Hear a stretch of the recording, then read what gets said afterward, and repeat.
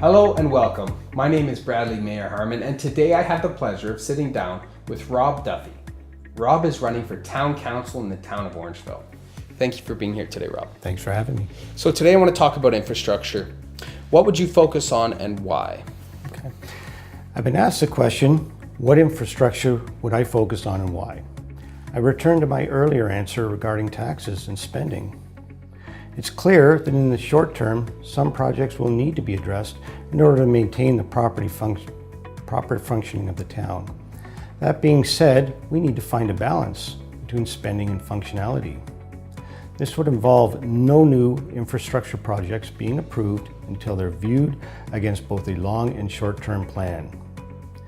There's a potential conflict here between two of the stated values of the council: spending taxpayers' money wisely and responsibly, and a well-maintained infrastructure. It will be up to us, a cohesive, efficient, collaborative council, to differentiate between these two goals.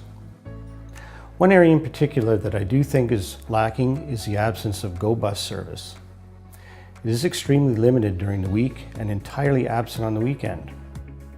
This isolates Orangeville and causes an over-reliance on our cars. It may be time to explore opportunities to bring improved GO service to this town in a step that would help alleviate traffic congestion. The funding for infrastructure projects must come from existing revenue streams.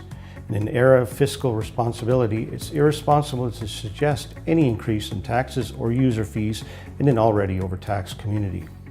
At the same time, we need to plan for the long term and incorporate strategies that accommodate both growth and an aging existing infrastructure. Well, thanks again, Rob, for addressing these important issues. And certainly if you have any more questions or if you want to see what else Rob has to say, take a look at the links below. And thanks for watching.